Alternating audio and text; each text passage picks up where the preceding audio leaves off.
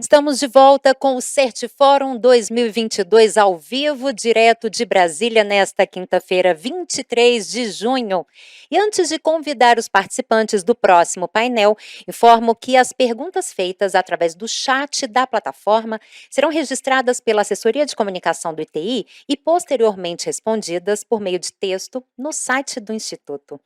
Para compor a mesa Algoritmos pós-quânticos, convido o matemático da Divisão de Segurança da Computação do Instituto Nacional de Padrões e Tecnologia, Dr. Dustin Moody, o Secretário-Executivo da Câmara Executiva Federal de Identificação do Cidadão, da Secretaria Especial de Modernização do Estado, da Secretaria Geral da Presidência da República, Eduardo Lacerda, o pesquisador do Laboratório de Segurança de Computadores na Universidade Federal de Santa Catarina, professor Martina, o membro do Comitê Gestor da ICP Brasil e presidente do Conselho Diretor da Associação Brasileira das Indústrias de Materiais de Defesa e Segurança, Roberto Galo, o diretor de Infraestrutura de Chaves Públicas Brasileira do ITI, Maurício Coelho, o diretor-presidente do ITI, Carlos Fortner.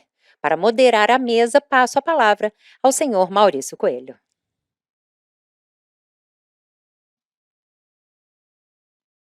Ok.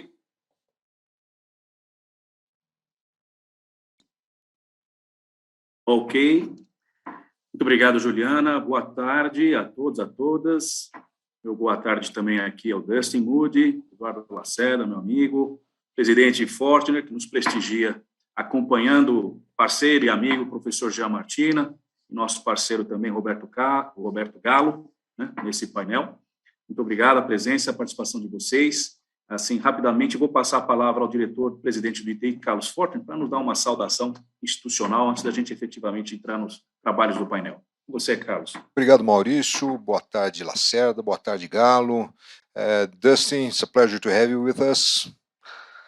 Martina, boa tarde. Bom, eu queria fazer uma breve fala institucional, dizendo da importância do ITI estar atento aí para as tendências da criptografia. Essa palestra aqui, esse painel vai ser um painel bastante técnico, mas trazendo bastante visão de futuro, o que está para acontecer. O nome do painel em português é O Fim Está Próximo, e vocês vão ver a importância disso para a tecnologia futura da criptografia e tudo isso que vai acontecer nos próximos anos dentro da ICP. Então, boa tarde a todos, um feliz evento para todos nós. Obrigado. Obrigado, Fortner. Bom, pessoal, os especialistas são o Dustin, o Lacerda, o Jean, o Galo. Nós vamos deixar para que eles possam falar com mais propriedade do que a gente sobre essa temática.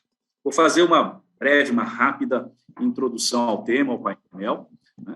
E de pronto, aqui, mais uma vez, gostaria de agradecer, né, a presença daqueles que nos prestigiam aí com sua atenção nesta tarde, no painel desta tarde aqui, sobre algoritmos pós-quânticos, um tema bastante técnico, muito árido, né? Mas trata-se de assunto extremamente relevante e urgente para nós, prestadores de serviço de certificação digital, né, o caso da ICP Brasil, e também, né, para todos aqueles que se valem do uso de criptografia em suas aplicações e sistemas de informação. A tecnologia quântica ela é um campo emergente da física e da engenharia que explora princípios da física quântica, como o emaranhamento, né, o entanglement, a superposição, superposition, e o tunelamento quântico, né, o tunneling, para fornecer, então, novos paradigmas, novas aplicações. Então, vamos da computação quântica, das comunicações, a metrologia, processamento de imagens, pesquisas. Nas últimas 2 décadas, principalmente, trouxeram aí alguns resultados já tangíveis, outros nem tão tangíveis assim, mas a crença, né, se acredita que teremos, né, uma verdadeira revolução com o advento aí da computação quântica para lidar com problemas complexos. Fato é que temos investimentos vultosos hoje sendo aplicados em pesquisa e desenvolvimento nessa área, seja por estados nacionais, Estados Unidos, China, Japão, Canadá, Europa, né? E também representantes grandes, importantes da indústria da tecnologia da informação, o Google, a Amazon, a Microsoft, a IBM, né, todos eles fazendo anúncios aí, né, com bastante frequência já da evolução dos seus trabalhos. A tecnologia quântica, em particular a computação quântica, ela é vista como uma inovação disruptiva, né? A gente teve lá, em meados dos anos 90, cientistas que conseguiram teorizar algoritmos, né, para computadores quânticos, que, pressupondo, né, a existência de um computador quântico com suficientemente poder computacional, poderá quebrar, né, os esquemas de criptografia de chaves públicas amplamente utilizados atualmente, como o caso da RSA, ou mesmo das curvas elípticas, ou ainda enfraquecer também os algoritmos de criptografia simétrica já padronizados. Enquanto não sabemos ao certo quando, né, a tal máquina quântica estará disponível, ao menos disponível com poder computacional suficiente, pesquisadores e autoridades nacionais e internacionais vêm trabalhando intensamente nessa busca por soluções que possam prevenir este caos, né, um caos que poderia ou poderá advir desse cenário de quebra dos algoritmos hoje utilizados. Uma das principais iniciativas, se não a principal, em andamento nesse sentido, é o projeto para padronizar algoritmos pós-quânticos ou algoritmos de criptografia de chaves públicas resistentes à computação quântica, né? Está sendo conduzido pelo NIST, o National Institute of Standards and Technology, dos Estados Unidos, e que nosso principal convidado de hoje é justamente o líder desse projeto, o Dr. Dustin Moody, que nos trará, então, uma atualização do estágio atual do projeto. Switching gears to English now, our main guest, whom we thank for having accepted our invitation, and whose participation we are very honored by, is Dr. Dustin Moody. He's a mathematician in the NIST Computer Security Division, where he leads the post-quantum cryptography project. He received his PhD from the University of Washington in 2009. His area of research deals with elliptic curves and their applications in cryptography. Dustin, you are very welcome, and the show is yours. The show is yours. Thank you. Muito obrigado, Mauricio.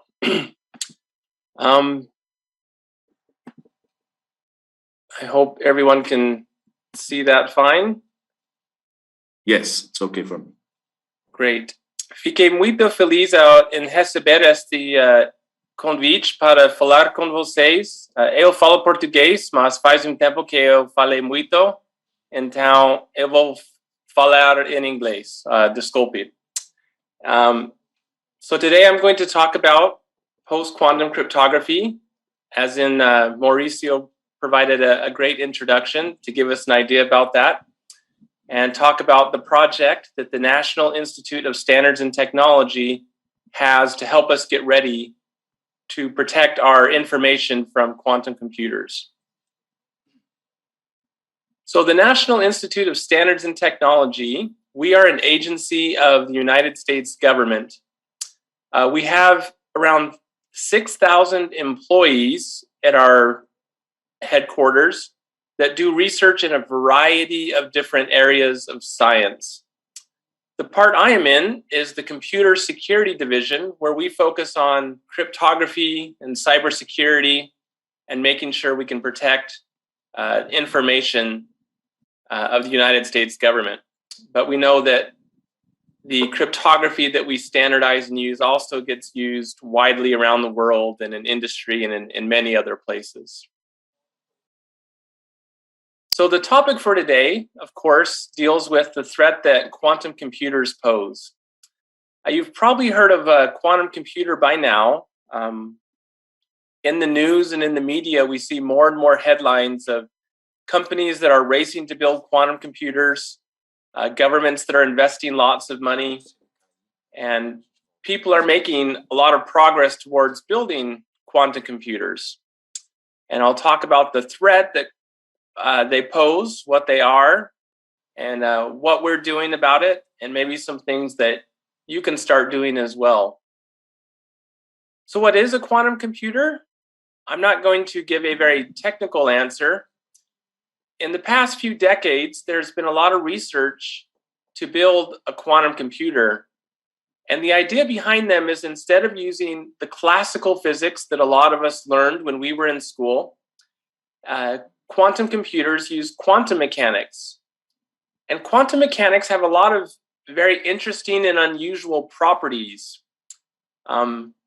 If researchers are able to build such a computer, they would be able to harness huge increases in computational power, and we would be able to tackle some problems that are too hard to do with our current computing technology. Quantum computers use what are called qubits instead of the traditional bits, which are either a 0 or a 1. Qubit stands for quantum bit. And the interesting thing about a qubit is that you can put quantum particles, you can entangle them and put them into superposition so that a quantum bit can hold both the state of a 0 and a 1 at the same time. So if you're able to string together a whole bunch of qubits and design an algorithm, you could have an algorithm that tests a huge number of possibilities using qubits that it would be impossible to do using our current classical computers. Now, there are some limitations of quantum computers. They're the intersection of a lot of different research and engineering and physics and science fields that have to come together to build these things. They're working with very, very small particles. Oftentimes, they have to work on these in temperatures that are near absolute zero and in a space that is created to be a vacuum. So the environment is also very challenging. Because of this, current quantum computers are fairly fragile. They're pretty small. And there's a lot of engineering to make these bigger, to figure out how to scale them up. Quantum computers will not solve every problem that we need to solve today. There are certain problems for which we have algorithms that are efficient on quantum computers, and we will get a lot of very good breakthroughs in science and a lot of very good applications in economics, designing medicines, logistics, in many areas that it'll be great to have a quantum computer for. But they won't ever solve all of our problems. They also will, it's unlikely that they will replace all of the computers that we have today. We have phones, we have all sorts of devices that we carry around. Quantum computers use specialized technology and are more expensive.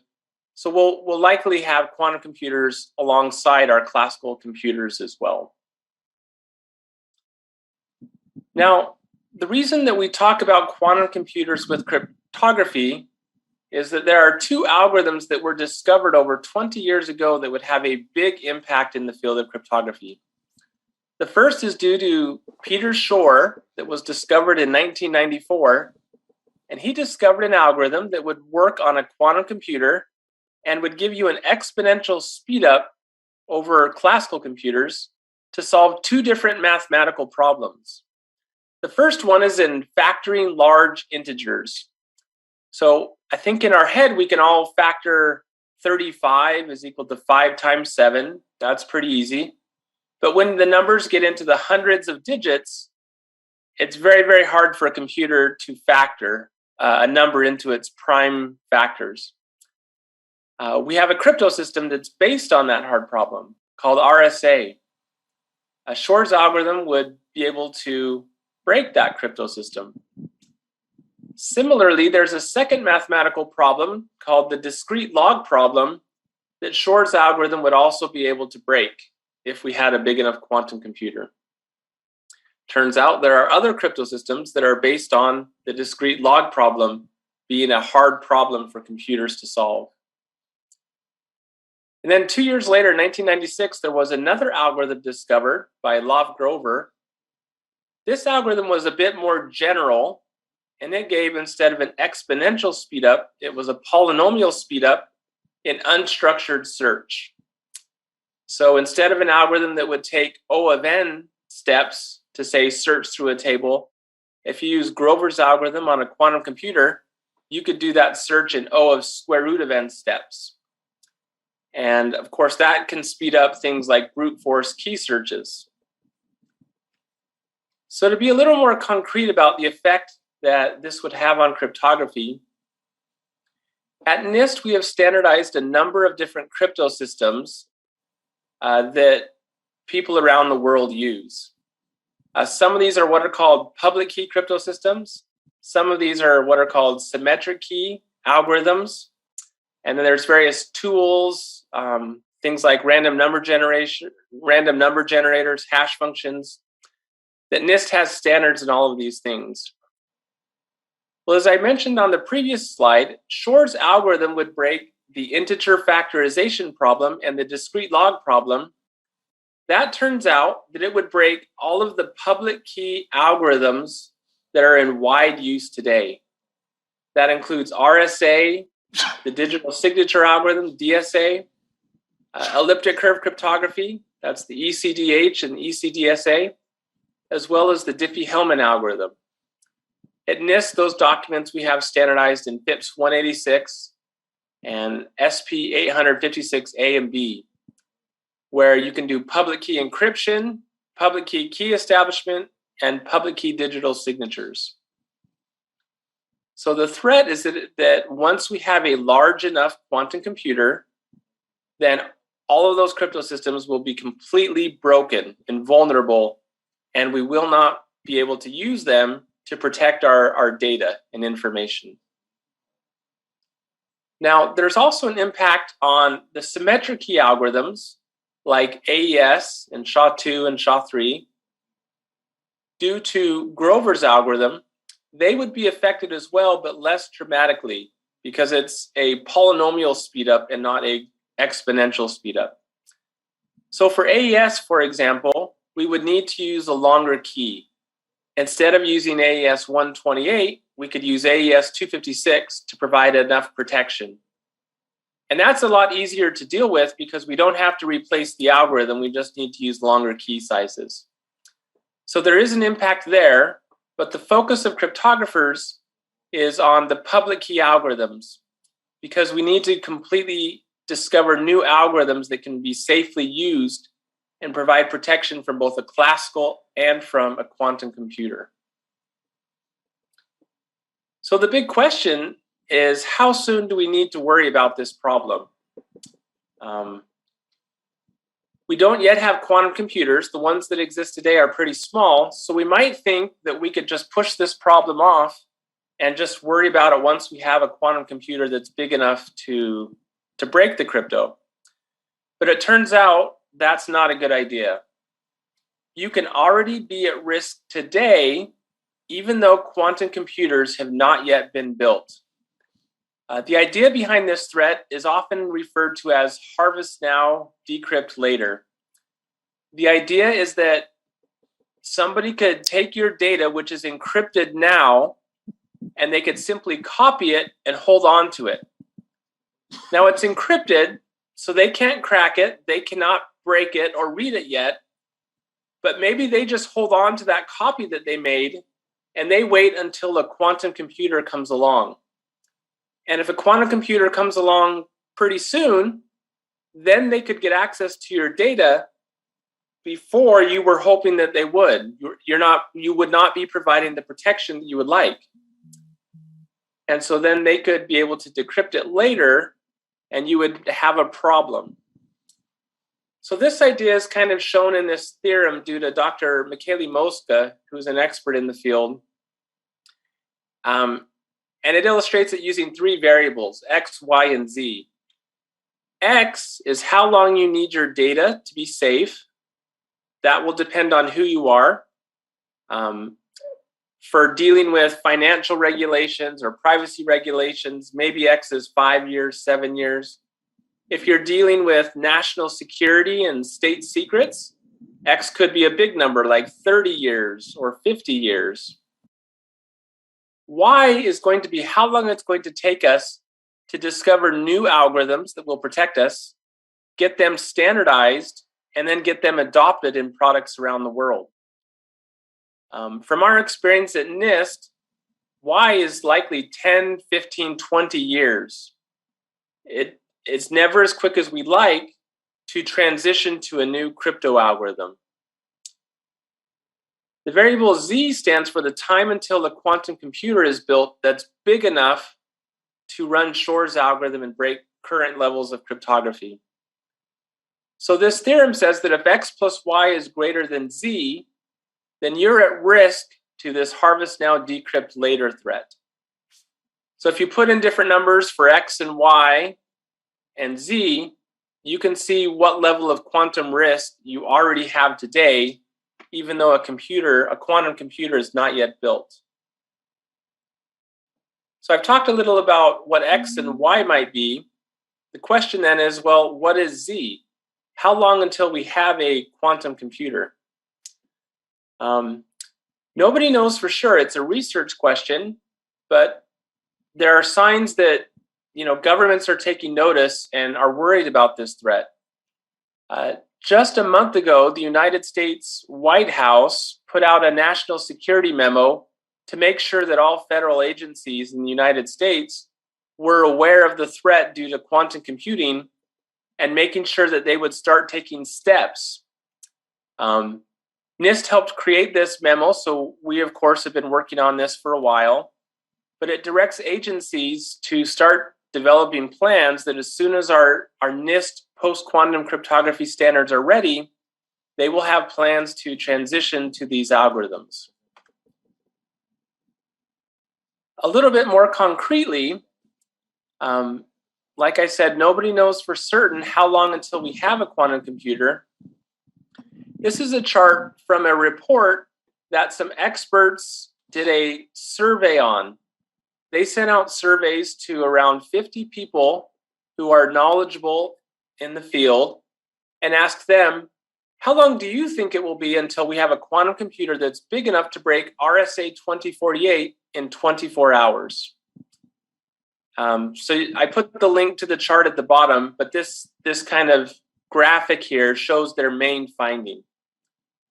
So if we look at it, if you look at the bottom row, of those experts who were surveyed, only a very small number thought within 5 years we would have a quantum computer. That yellow bar represents less than a 1% chance. The 11 that's a little bit darker means less than a 5% chance. So most of those who were surveyed put the odds at very low that within 5 years we'll have a quantum computer. The odds stay pretty low even at 10 years, according to their best guesses. We see, though, once we get to 15 years, about half of the experts feel that there's at least a 30% or greater chance that we could have a big enough quantum computer. So that's a risk that I think most professionals in the field, we can't ignore that risk. So this chart helps us understand that perhaps 10 years, 15 years, 20 years, this is the kind of time scale for a quantum computer to be built based on our current understanding right now. This could always change. There could always be a breakthrough in the field that accelerates the timeline. That's always possible. Now, I want to be clear as well, in talking about post-quantum cryptography, what I'm not talking about. When the words quantum and cryptography are often mentioned together, people are sometimes talking about a different thing. It's known as quantum cryptography or quantum key distribution. And that is the idea of using quantum technologies to build crypto systems. It's very interesting. You can get theoretical guarantees from the laws of physics to prove that they can be secure, at least theoretically. There are a number of limitations to QKD and quantum cryptography. It leads us to the conclusion that this is a useful application, but QKD and quantum crypto is not likely going to be what is widely scaled around the world and used by the majority of users for most applications and protocols. There are applications where it will be used and it will be important, but this is not what is the focus of the NIST post-quantum cryptography project. The goal of post-quantum cryptography is to find new crypto systems which will still run on our current classical computers, but will protect us from the threat of quantum computers. So that's kind of a different idea. Now, NIST has had a project in post-quantum cryptography, which is the name of this field. Sometimes it gets called quantum-resistant cryptography or quantum-safe cryptography. But for over a decade, we have had our team working on this, but it wasn't until around 2015, 2016 that we started taking some concrete steps to work towards having standards for post-quantum cryptography, which is a very important step. Many crypto algorithms will not be implemented and used and not be widely adopted until first there are industry standards, government standards to properly vet the crypto systems, and so that there's a standard way of implementing them. The project really got in gear in 2016 when we announced that we would be doing a large international, basically a competition to select new algorithms to replace the ones that would be broken. So we put out the call, and in 2017, we received 82 submissions back from around the world that we would be evaluating. Since then, we've evaluated these schemes in a series of rounds, and I'll give a little bit more information in the slides. But currently, we're towards the end of the third round of evaluation. At each round, we narrowed it down to a smaller number of algorithms to focus on. And as the third round is ending, we will announce the algorithms that we will standardize very soon. And then we will write up the standards and publish them so that everyone can begin using them. So I've got pictures here of most of the people on our NIST post-quantum cryptography team. We have a lot of experts in a variety of different backgrounds who have come together. I'm really grateful for this team. We have a lot of very good people. But even then, this team is pretty small for this task. So we're grateful as well to the people around the world, the larger cryptographic community, because they are doing a lot of the work and evaluation as well, and we couldn't do it without them. So this post-quantum cryptography competition is along the lines of what NIST has done in the past to standardize some cryptography. Over 20 years ago, we did a competition to select the block cipher that resulted in AES being standardized, which is now the most widely used encryption algorithm around the world. More recently, about 10 years ago, we had the SHA-3 competition to select a new hash function. Currently, right now, we are actually running two competitions at NIST, our post-quantum cryptography competition, and we're also running a lightweight cryptography competition, which is geared towards finding symmetric key algorithms which are suitable for lightweight devices, things that have low power requirements, things of that nature. Now, specifically what we called for when we announced this competition were public key digital signatures and public key encryption or key establishment algorithms. There are many interesting crypto functionalities that could be desirable, but we need to start first with the basic primitives that we need, like signatures and encryption in public key cryptography. NIST sees our role as managing this process of achieving community consensus in a transparent and a timely manner. We note that this competition is a lot more complicated than our past competitions for a variety of reasons. And at the end of it, we would not be picking a single algorithm to standardize. We would be picking a small number of algorithms. That's a small number of digital signatures, as well as a small number of encryption or key establishment algorithms. And the reason for that is because this is still a very active research field, and we need to make sure we have more than one algorithm ready in case some new research comes through and there's an attack or some kind of vulnerability discovered on one algorithm. We still have other algorithms that we will be able to use. So some of the complexities that I was mentioning, this is a broader scope. We're looking for 3 different functionalities, whereas before, like with SHA-3, we were looking just at hash functions. For this competition, we also need to be worried about both classical and quantum attacks, which is very new for what we've had to deal with.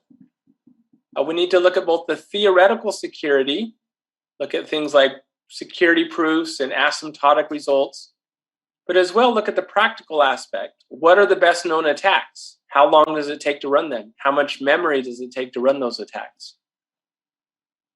We knew going in that there was going to have to be trade-offs because what we were seeing in the academic literature is that there was no silver bullet. There was no algorithm that was just perfect in every way.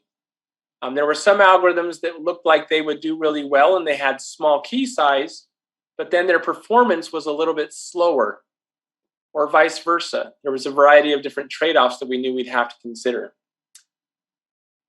Because of this, this is going to give us some challenges when we move into migrating to these algorithms.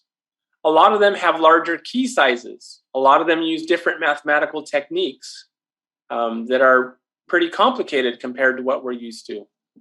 So there will definitely be some challenges there. So how does NIST decide which algorithms that we will select? Well, we published what our selection criteria are. First is security against both classical and quantum attacks. Second, performance. This would be measured on a variety of different classical platforms, both high-end and low-end, both software and hardware. Performance also includes things like the public key size, the ciphertext size, the signature size. And then after those 2 main criteria, there's a number of other properties that are important, and it would be good if the algorithms have as many of these different properties as they can. Being a drop-in replacement, providing perfect forward secrecy, being resistant to side channel attacks, and so on and so forth. For security, we defined 5 security categories so that when submitters sent in parameters, we could try and quantify how much security they are providing. This was a difficult thing to do because there was not yet, and there still is not, a lot of consensus is the best way to measure a quantum attack.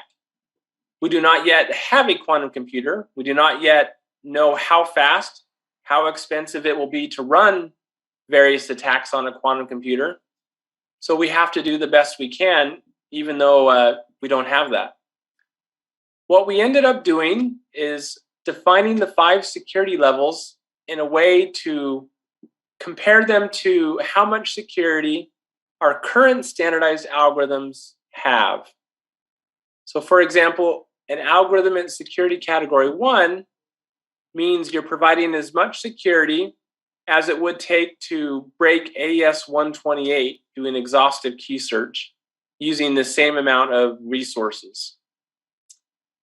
So that's how we define the quantum and classical security levels there. It was very nice to see that this was a very international effort. When we looked at the submitters from around the world, there was submitters from over 25 different countries, including Brazil, 16 different states, and 6 different continents. The majority of the submitters were based, I would say, North America and Europe and Asia as well. The first round began in December 2017, and it lasted about a year. And there were 69 different algorithms that had met our requirements that we were evaluating. With those algorithms, there was about almost 300 submitters who were part of those teams. We held a workshop where all the submission teams were able to present their algorithms and explain their strengths and how they worked. Very interesting, though, in the first just couple of months, almost 25 of the schemes were broken or attacked. Post-quantum cryptography, like I said, is still a very new research field. And a lot of the ideas that were brought forth were not strong enough, and cryptographers from around the world were able to break a lot of them. After about a year, we selected the most promising 26 algorithms to move on into a second round. For the most part, these 26 algorithms represented the same types of algorithms that we saw in round one. We just picked a smaller number of them, the ones that seemed to be the best. So I put a chart down in the bottom right. A lot of the schemes that were submitted were based on what are called lattices. A lot were also based on codes. And then a smaller number were based on multivariate algebra and a few other different ideas. And those charts show you kind of the breakdown of how many signatures, how many encryption algorithms we receive for each of those different categories. Now, the second round was much like the first round in that NIST internally evaluated the algorithms, and cryptographers around the world as well evaluated the algorithms. We held a second workshop where teams again presented on their algorithms and other research was presented. During the second round, even though these were the 26 most promising algorithms, 7 of them were broken or attacked during the second round as well. Finally, at the end of the second round, after a lot of research and cryptanalysis and published work, a lot of benchmarking, NIST selected a smaller number to move on into the third round. And we issued a report to explain which algorithms were moving on, why we made those decisions, and so on and so forth. So in the third round, we have 7 finalists and 8 alternate algorithms that have been evaluated.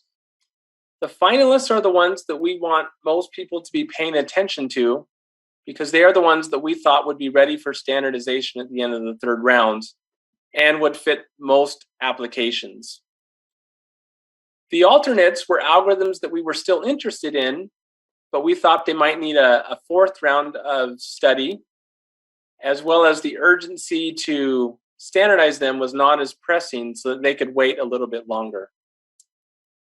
So in this table on this slide, you can see the names of the different algorithms. They've got some fun names from science fiction and movies, things like Kyber and Saber, dilithium, a variety of fun names that cryptographers like to choose for these different algorithms.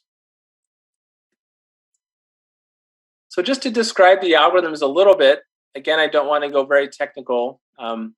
3 of the finalist algorithms for chems, what's key encapsulation mechanism, or that's equivalently encryption. Kyber, Entru, and Saber are all based on what are called structured lattices. These 3 algorithms are the best general purpose algorithms that we have seen in our PQC competition.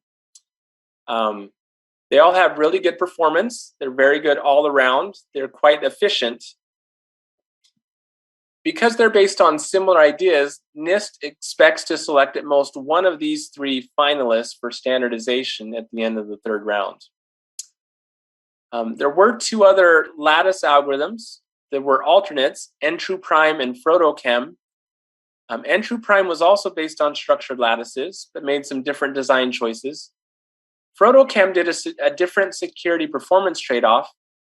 Instead of using structured lattice, they used unstructured lattices, which made their key sizes and performance a little bit worse, but is widely viewed as being a little bit more conservative in terms of security. There were 4 other chems still in the third round. One of them was a finalist. It's based on code-based cryptography. And it's actually an idea that's been around for a very long time. It was first published back in 1978 and is still unbroken. And no quantum algorithms are known to attack it either. Classic Bequeath is very interesting that it has huge public keys, like on the order of a megabyte or 2, but its ciphertexts are the smallest out of all the algorithms, just a couple hundred bytes.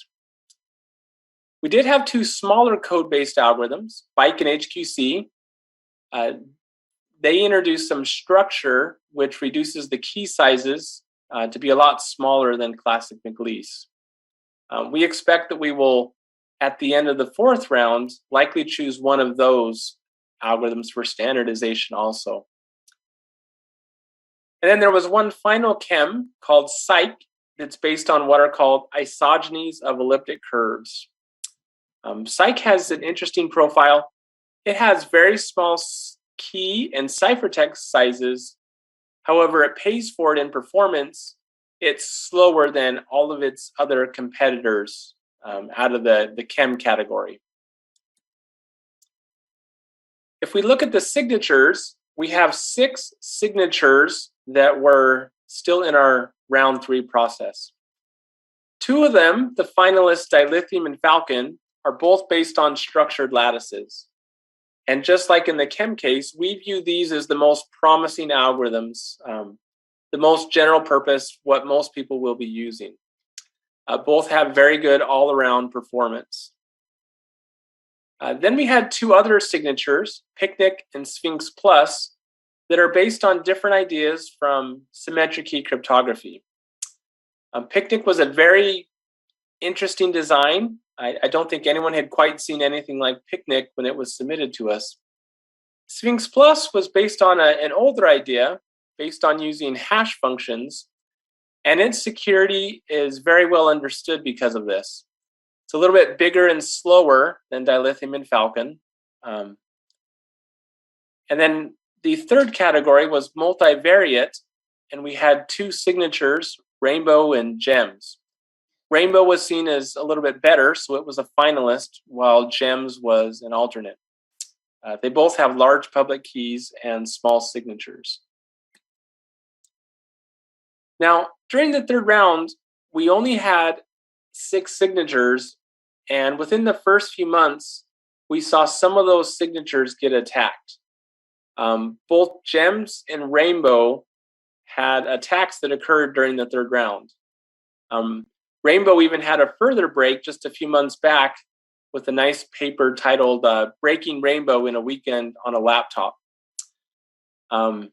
So because of the fact that we have a smaller number of signature schemes, about a year and a half ago, NIST asked for feedback on some actions that we might take to help this situation. We mentioned that we might want to standardize Sphinx Plus after the third round, even though it was an alternate and not a finalist. And we also mentioned it was likely that we would introduce a mechanism to consider new signature schemes at some point in the future. Now, as NIST is making its decisions for which schemes to evaluate, we will follow the evaluation criteria that I already talked about.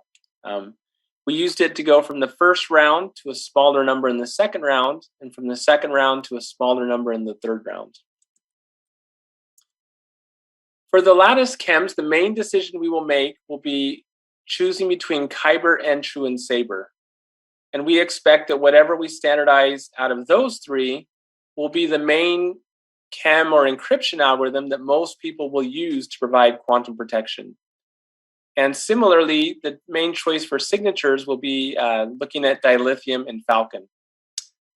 All of the other algorithms will kind of be selected on their own merits. It'll be their own decision. I think I'll skip these slides. These show a little bit some of the kind of the technical details between Kyber and Enshu and Sabre, but I don't think we need to get into it too much. They all are based in structured lattices, but there are differences between them, of course. Similarly, between dilithium and falcon. I will point out here on these charts that dilithium and falcon have some different properties, though. In the graph on the left, it's a graph of performance, looking at the size of the public key plus the signature size. And you can see that falcon is quite a bit smaller than dilithium. And if you look at the performance in the chart on the right as well, again, falcon beats dilithium pretty nicely. So it might seem that falcon would be the obvious better choice to choose, But it turns out Falcon has a much more complex implementation that could be a challenge for many applications. Dilithium is very much easier to implement, uses things like uniform sampling instead of Gaussian sampling.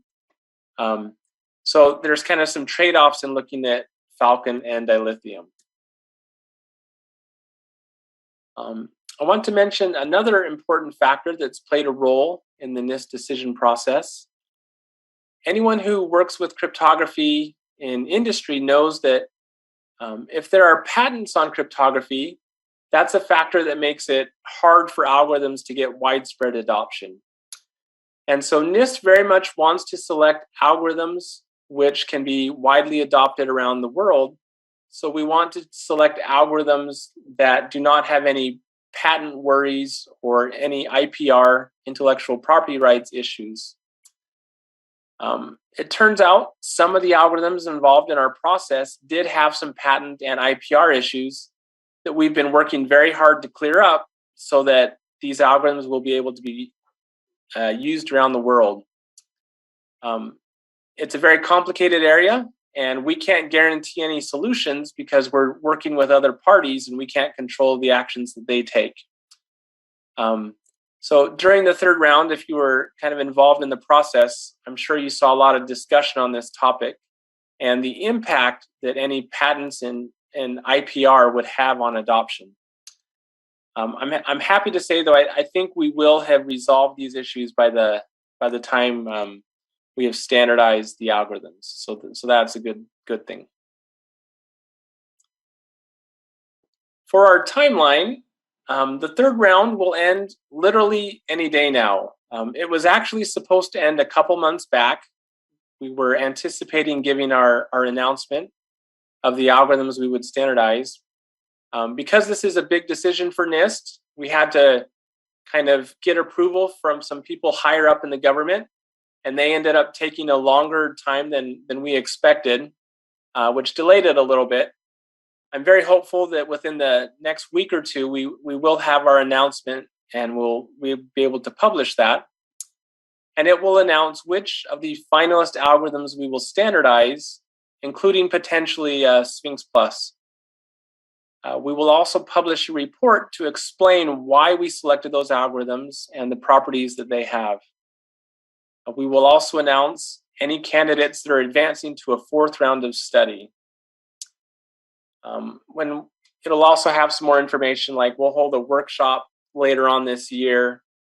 But the overall timeline is that we will draft these public standards, and that takes a year or two to do. We work with the submission team and we get public feedback on that. We'll post our draft once we've written it and get public feedback on that before we then finalize and publish it. And we expect the first set of standards to be done by 2024. So that's when we can have the algorithms published, standardized, ready to start getting put into products. Yeah, this just talks about the standardization, like I was just saying there. It takes some time to carefully write up the specification to make sure that there's no mistakes, and that when people follow the standard and implement it correctly, they will be able to securely have all the security properties that they wish. They will be standardized in some FIPS or special publication, SP documents. As I mentioned before as well, one thing we're doing is we will also very soon have a call for more signature algorithms. This is like another little competition that we will be running. This will be a much smaller project. We're not looking to start all over. The main goal of this call for signatures is to look for general purpose signature algorithms that are not based on structured lattices, so that we have something to complement dilithium or Falcon. We don't want to put all our eggs in the lattice basket, just in case some attack comes that threatens lattices. We need to have other algorithms ready to go. So this often gets called the on-ramp for signatures, and later this summer, you can expect to see a call for new signatures for this process. There are a lot of different research challenges that academics in the field still have to look at. Don't think we need to dig into them, but it is a very active research field. There are lots of questions that we don't know the answers to. And so there's a lot of studies still to be done. I do want to mention there are some crypto algorithms which provide protection against quantum computers that have already been standardized. These are called stateful hash-based signature schemes, and they've been around since the 1970s.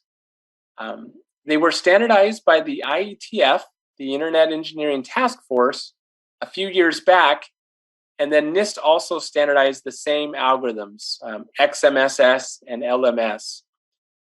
Now, some caution is needed that these are not general purpose digital signature algorithms that can be used by any application. They're called stateful because you have to manage the state inside the implementation very, very carefully. Any mistake and you completely break your security. So the documents describe how to do that and why only certain applications can do this. For example, code signing is something that you could use stateful hash-based signatures for. So that they are an algorithm that if you fall within their scope, there's already a solution ready that could be used. There's a lot of interest in a hybrid mode. That's the idea that when we standardize a post-quantum scheme, that we would combine it with a current classical standardized algorithm because we don't yet maybe have full confidence in the PQC algorithms. So industry is talking a lot about this as we have discussions with them, and want to point out that there's a way that you can do that we've already put in one of our NIST standards to have a hybrid key. You basically generate your two shared secrets using a PQC algorithm and a normal classical algorithm, concatenate them, run them through a KDF, and that will still pass NIST FIPS validation process.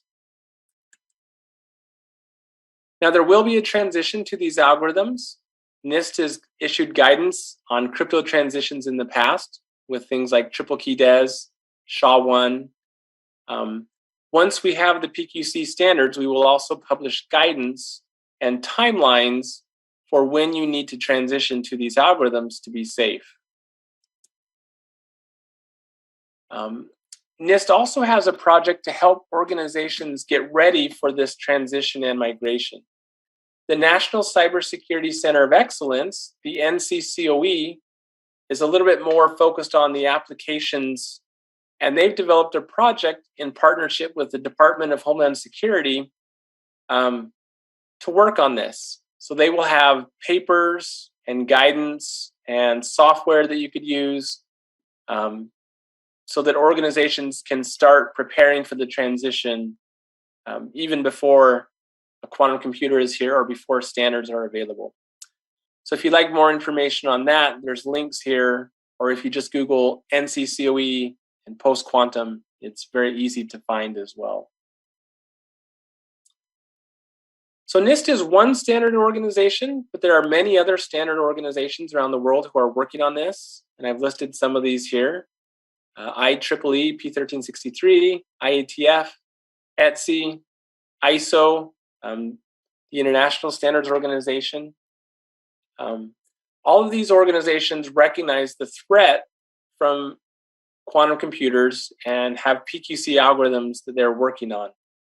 It has been very nice to see that all of them have been communicating and talking to us at NIST, and that most people have been focused on the NIST effort to make that as strong as possible and are waiting to see the outcome of the NIST post-quantum crypto project. So what are some things some organizations can do now?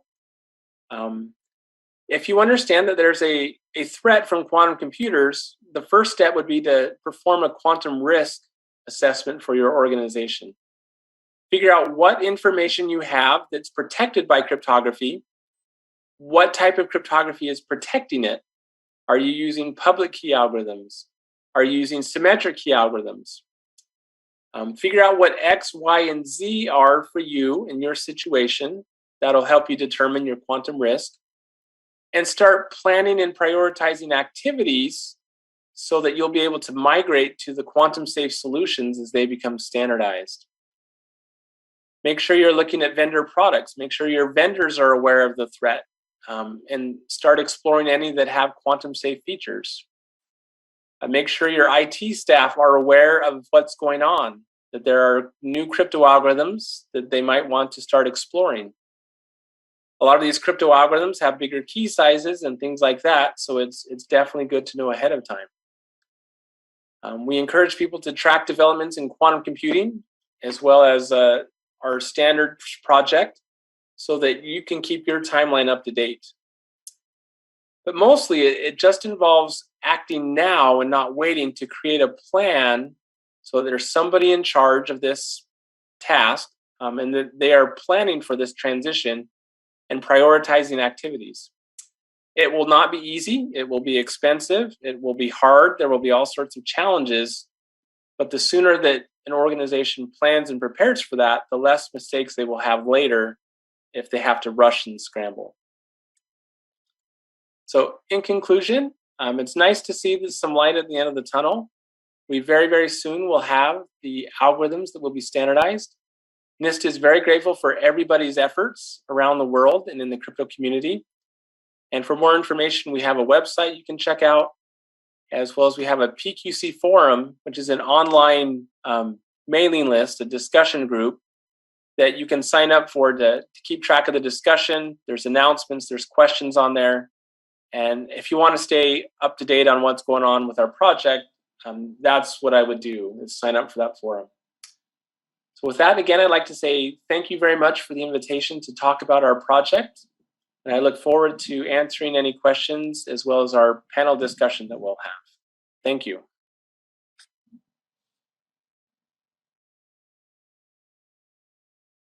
Dustin, thank you very much for your presentation. Great presentation. It was extremely enlightening. And we are very, very anxious to know the results of the competition, the new algorithms that will be standardized very soon, as you are talking about. In the sequence of the panel, we will have three other guests, also specialists in the topic of our panel today, who will briefly present their impressions and interact with you about what you presented, okay? Primeiro, eu vou convidar aqui o Eduardo Lacerda, inclusive ele tem uma agenda se aproximando, e vou priorizar então para que ele possa participar conosco nesse momento, e depois a gente dá sequência. Então, Lacerda, por favor, a palavra é sua.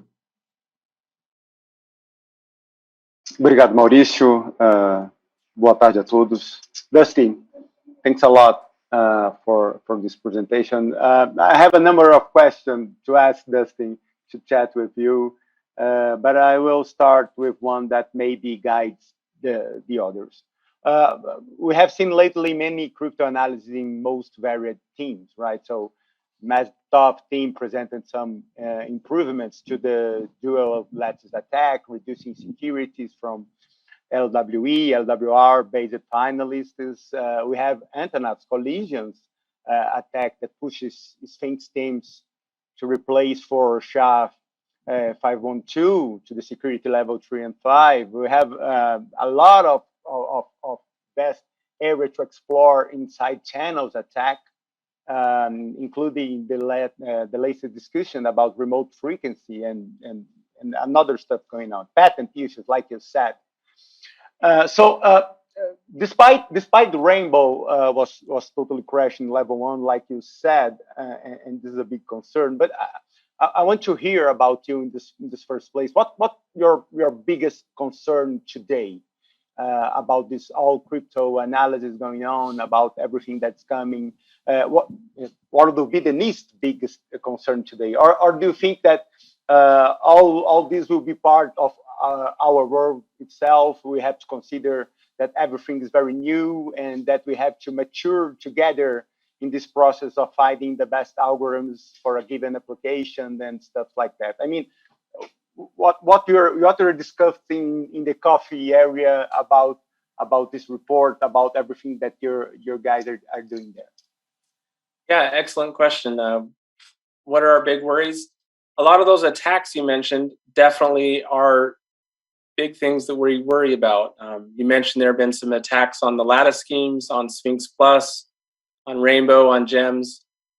And a lot of that is to be expected. When you run a competition, cryptographers try and attack the schemes, and they're often successful. They're very smart people. Post-quantum cryptography is also very much a research field, so it's expected that we will continue to see new results. And that's one of the challenges, of course. So yeah, those are worries. It depends on the severity of the attack. Like for Rainbow, it was a pretty severe attack that had not been expected. People had not found that avenue of attack before. And so that really makes you lose some confidence in it.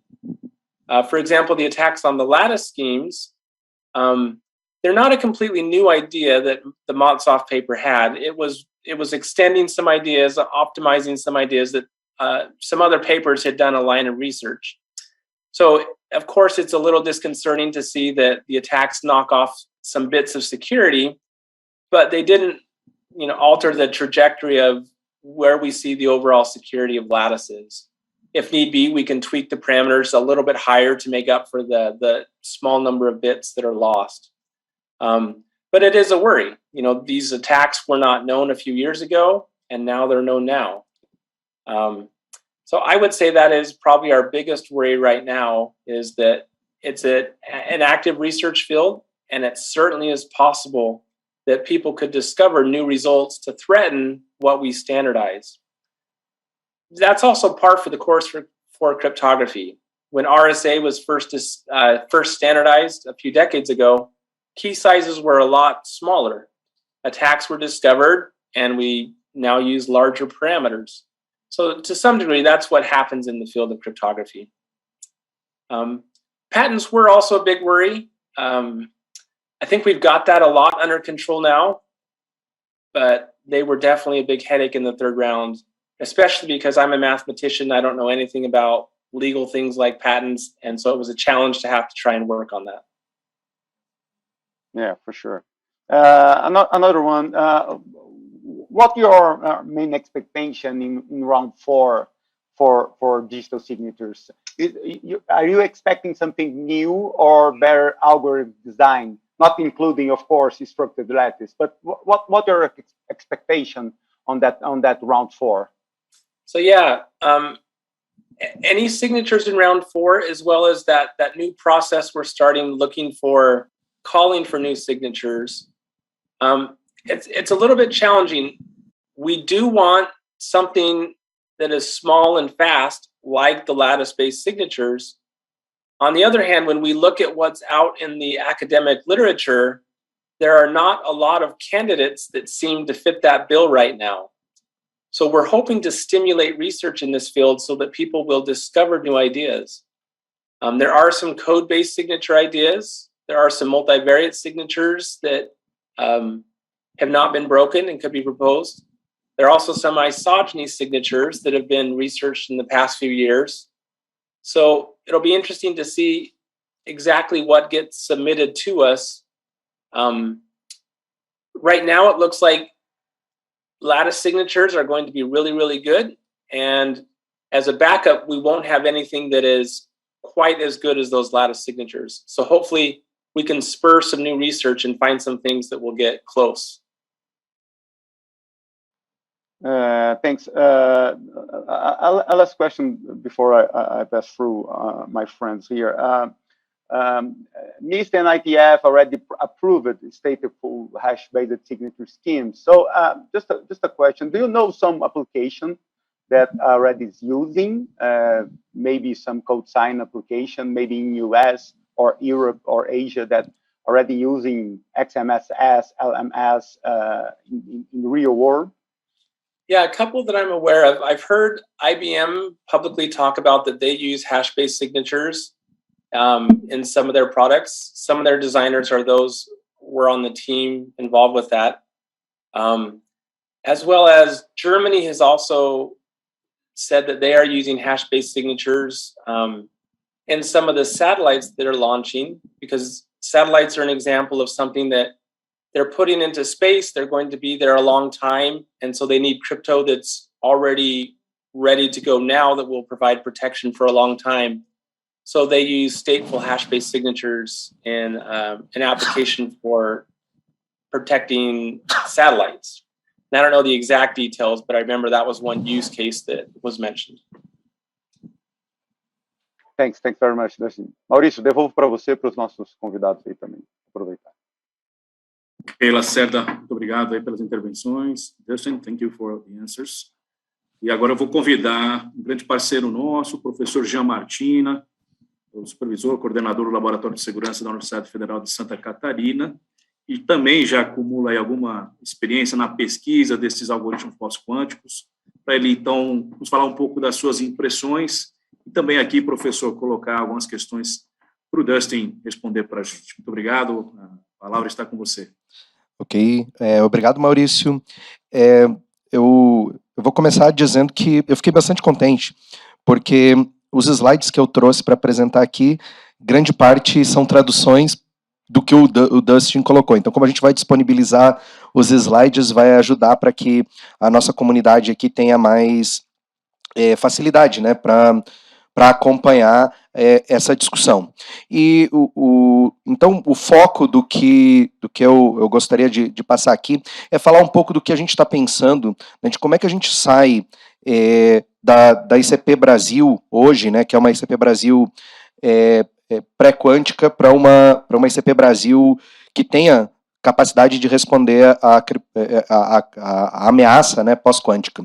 Então, deixa eu ver se eu consigo avançar os slides, só um minutinho. Ok. Então, só para deixar claro aqui, né, a gente tem a versão aqui em português, eu tentei tratar de uma forma mais didática, né, para a audiência, o que o Dustin acabou de falar, né, enquanto o que é a criptografia pós-quântica, né. Então, é esse cenário onde que a gente está falando de uma coisa que é diferente do que é criptografia quântica, né. Também eu trouxe aqui para o pessoal entender qual que é a questão do problema, né, do algoritmo do Peter Shor e o algoritmo do Love Groover, né, que o que isso faz na prática? Na prática, ele quebra, né, os algoritmos como RSA, DSA e ECDSA, que são os algoritmos que estão padronizados hoje na ICP Brasil, tá? E ele também, né, o algoritmo do Groover, ele impacta os nossos algoritmos de hash, né, e de criptografia simétrica, que também são padronizados dentro de alguns modelos de trabalho na ICP Brasil. Tá? Eu gosto muito dessa figura aqui, né, que fala sobre uma timeline, né, porque a gente viveu praticamente até o momento, né, a gente está vivendo esse modelo do que a gente chama de criptossistemas pré-quânticos, né, onde que a gente tem lá RSA e sistemas baseados em curvas elípticas, e do lado direito aqui a gente tem os nossos sistemas que são com criptografia pós-quântica. A gente não, talvez, como o Dustin já falou, a gente não está no momento de pular do barco que está aqui na esquerda e ir para o barco da direita, mas a gente já tem que começar a ter preocupações, porque existem esses ataques, né, de eu coleto o dado agora e quebro ele depois, ou eu preciso de um tipo de proteção que tem que durar muito tempo e eu não sei se durante o tempo de vida útil dessa minha informação eu não vou ter alguma quebra do algoritmo que vai fazer com que a minha informação esteja exposta, né? Então, até para colocar aqui, né, é basicamente a mesma coisa que o Dustin colocou, né, o survey lá do Mosca. Então, a ideia é mais ou menos essa, que a gente tem pessoas que estudam o tema, elas acreditam que a gente tem ainda um certo espaço, né? Obviamente que, do ponto de vista de segurança nacional, a gente tem o texto aí que é dado pela NSA, né, no FAQ, sobre Quantum, do Defense.gov, que a gente não sabe se vai sequer existir, mas aqui é muito provável de que exista. A questão, né, então, como o Dustin já tinha falado, é que a gente tem um possível ataque à autenticidade, né, e a gente tem ataques à confidencialidade. A ICP Brasil ela é muito baseada, né, na questão da autenticidade. Então, o que a gente... o grande problema, né, dos ataques que são providos por uma máquina quântica é que as nossas assinaturas digitais de documentos que a gente tem que guardar por um longo prazo, elas podem perder a confiança. Por quê? Porque esse algoritmo passa a ser explorado. Tá? E hoje aqui no Brasil a gente está produzindo, né, em nível nacional, uma série de documentos de guarda permanente. E esses documentos hoje são assinados com nossa criptografia pré-quântica e eles vão ter que ser repassados e encaminhados para esse modelo pós-quântico. Aqui é mais ou menos a explicação como o Dustin tinha colocado lá sobre o que são os nossos algoritmos que são candidatos, né? Então, o lattice lá são os reticulados, e a gente tem códigos de correção de erro, equações polinomiais multifaturadas e a questão de isogenia em curvas elípticas, né? Eu vou acelerar aqui, né, porque toda essa parte já foi coberta pelo Dustin, mas o que eu acho que é importante dizer aqui, que é o que a gente está trabalhando no momento em termos de pesquisa no LabSec, é poder determinar como é que a gente vai pegar o ecossistema que existe hoje dentro da ICP Brasil e vai adaptar ele para funcionar, obviamente, após o surgimento dessa computação quântica, mas também como é que a gente vai fazer para que ele tenha um transicionamento que seja suave, entende? E que permita a gente estar protegido para essas questões. Então, para vocês terem uma ideia aí, né, quando a gente está falando de segurança de comunicação, né, algoritmos pré-quânticos, como algoritmos de curvas elípticas, né, a gente tem pelo menos duas ACs raízes, né, na ICP Brasil que utilizam algoritmos de curvas elípticas. A gente tem aí tamanhos de chaves pequenos, né, de 64 bytes. Quando a gente muda para alguns algoritmos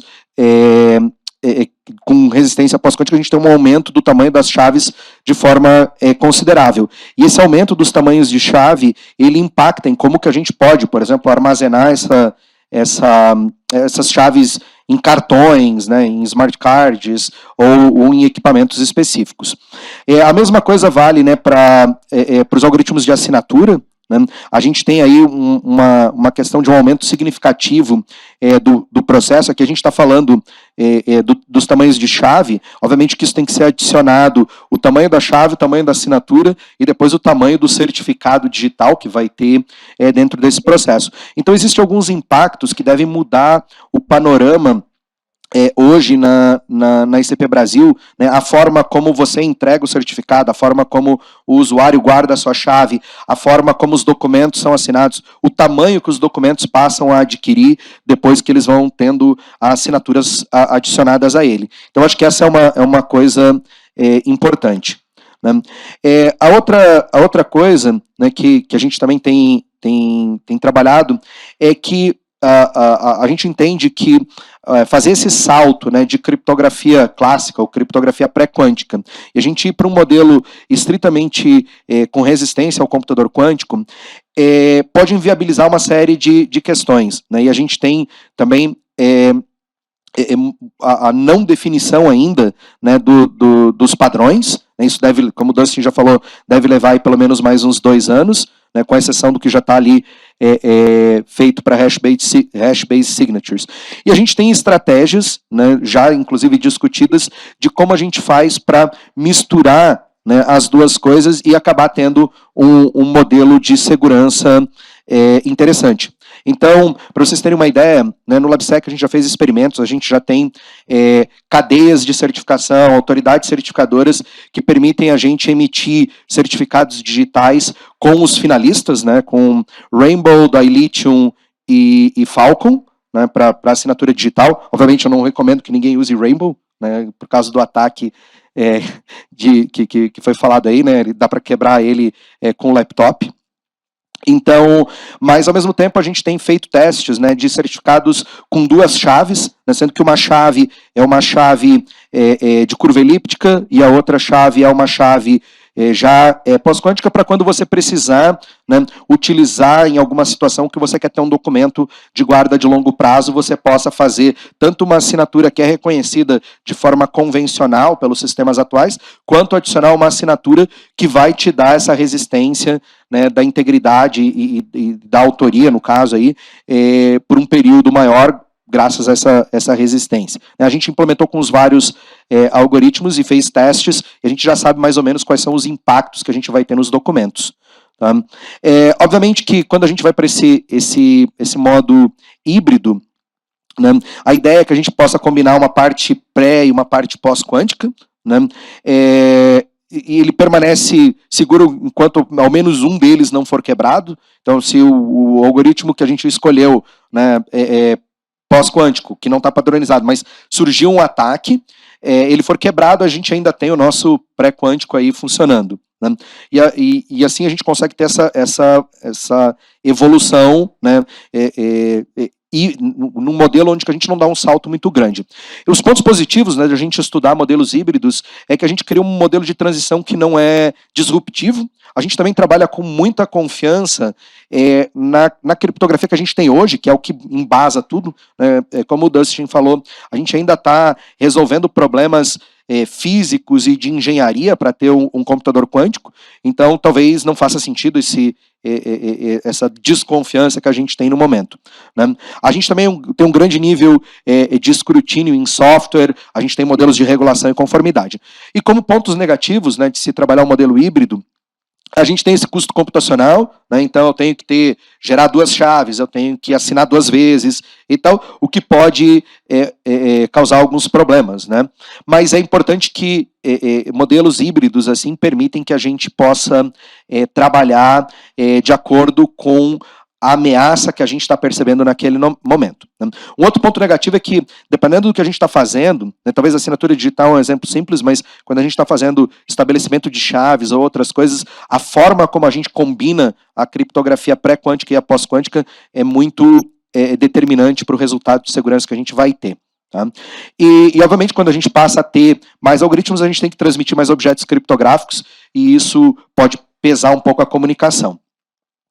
Ainda aqui, mais para finalizar, para poder conversar um pouco com o Dustin, né, quando a gente está falando sobre híbrido, um negócio interessante que eu trouxe aqui é o experimento da Cloudflare. Né, eles fizeram um experimento onde que eles fizeram a comunicação em TLS, né, utilizando um algoritmo pré-quântico e um algoritmo de curvas elípticas, né, o X25519, e dependendo do que eles fizeram lá, né, eles chegaram à conclusão de que combinar esses algoritmos pode gerar, né, aqui como eles falaram, um avestruz, né, que é grande e... Deixa eu lembrar qual que era o texto lá. Um avestruz, né, que é grande e pesado, desculpa, grande e rápido, ou um peru, né, que é pequeno, mas lerdo, né, no caso. Então, a gente tem que cuidar porque, às vezes, a gente não quer nem o peru, nem o avestruz. Né, e isso é o que a gente tem estudado no momento. Obviamente que a gente também tem outras possibilidades, né, que fazer combinação não só de criptografia clássica e pós-quântica, mas também trabalhar modelos com criptografia já quântica, né? São algoritmos que só executam quando a gente tem um computador quântico. Então, concluindo aqui, né, eu queria dizer que a gente tem diversas possibilidades, né, e espaços de contribuição hoje que a gente tem trabalhado na análise de segurança, implementação, protocolos, aplicações.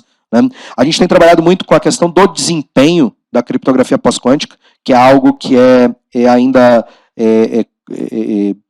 a ser estudado, né, o desempenho dela no mundo real, e também como que a gente pode projetar o uso dessa dessa criptografia em ambientes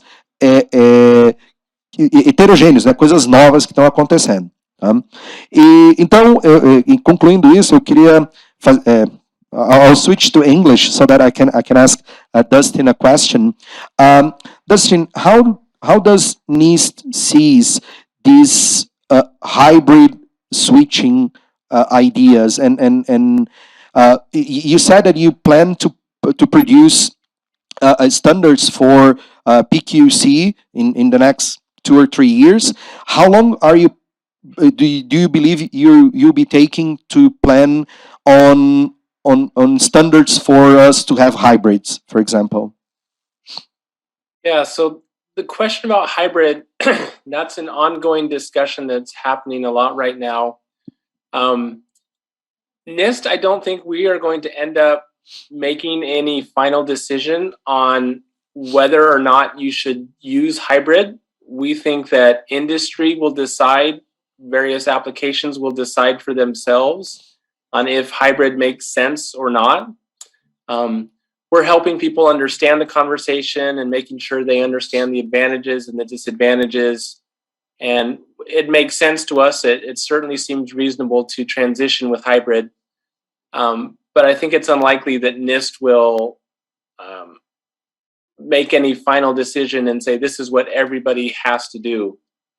I will mention the NSA, the National Security Agency, they've already put forth a public statement that they do not think that they need to use hybrid algorithms. They want to transition straight to the post-quantum algorithms without any hybrid for a variety of reasons. So I think there's different viewpoints that people have. Most people that we talk to, I think, seem to agree it makes sense, but not necessarily everyone. So we're seeing different people work on that. In the IETF, there's various RFCs and internet drafts for exactly how to do a hybrid, depending on whether you're doing signatures or you're doing certificates or which protocol you're doing. NIST will probably have some guidance, but it won't be any kind of mandated way that you have to do hybrid. Okay, thank you, Dustin. I'll pass back to Mauricio. Thank you, Dustin. Obrigado, professor Jean. Estamos nos aproximando aqui do nosso horário. Vou passar, então, aqui a palavra para o nosso último convidado, Roberto Galo, também parceiro nosso aí de grande tempo já. Galo, por favor, faça uso da palavra para deixar suas impressões e também fazer uma interação com o Dustin, por favor. Em primeiro lugar, muito obrigado. Dustin, congratulations on your presentation. It was really smooth, to say so. Thank you very much. I will go through a few things in Portuguese to be faster, then I will switch to English to ask you directly, okay? So we'll show my presentation very briefly. My idea here is just to remember a little bit. If you look back from the 70s and take a look, the time it took to crack or to break or to kill an algorithm, usually you have a time window of around 10 years. I'm talking here about symmetric mostly, of course. But if you look to the past as a way to tell you to tell the future, what we see is that algorithms do not tend to last too long. That's the point. Maybe 10 years is more or less the time. So when you come from this idea with the paper from Mosca, which Justin just showed us, or you see what the experts on quantum computers think that a computer will be there, you can see that maybe the greater risk comes from breaking the algorithm with advancement in cryptanalysis than the quantum computer itself. That's, in my opinion, is the greatest risk that you have. So when it comes to composing hybrid schemes, I would say that if you are very conservative, if you're talking about things that cannot be changed, a satellite, national security matter, or the root CA of the national PKI. Maybe a hybrid is the only way to go. And maybe you are going to be hybrid, not because you are using a classical algorithm and a post-quantum algorithm. Maybe you are using two post-quantum algorithms, actually, at the end of the day, because you really reduce the chance that something goes really wrong with this kind of machine. This is one of the earlier quantum computers. One thing that so it all boils down to how assured are you that this algorithm is good? If you take round 1 to round 2, 1/4 to 1/3 of the algorithms have fallen. If you move to round 2 to round 3, is more or less the same thing, about 1/3, 1/4, 1/3. And if you see the new attacks on the OW and etc., it's more or less about 1/3 again. So if you take a step back, and see the overall scenario, what you see is that yes, probably at the end of the day we'll have really some really conservative, strong, robust algorithms such as Sphinx Plus and Michaelis. They are there for a while, and maybe they are their way to go. So at the end of the day, when you're implementing things, you need to choose. I mean, I'm always still with the things that I trust they work somehow, or change for new ideas. And this choice in some cases are obvious, and in the other cases are not.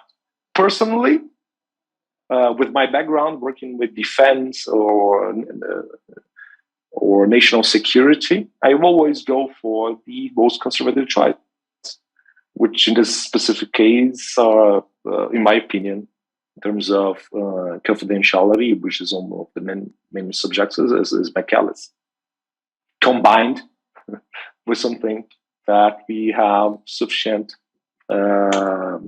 trust. The point is that crypto, I like very much this picture, because crypto is like an egg. If you use it a little bit wrong, it breaks. So it boils down to the implementation. Martina just mentioned that if you use things in one way, it can be less secure. If you do something wrong, you lose all the performance. And that's the truth. I mean, I really like this image. You can only use crypto in the way it was exactly intended to be used. But this is a problem, because usually the crypto services or the software or the hardware that implement crypto is absolutely in the wrong abstraction level for developers. So it's very, very, very common to have developers using crypto wrongly, because the abstraction level is completely wrong. So this is one of the things that we learned in the past. So I will most ending. The second point is that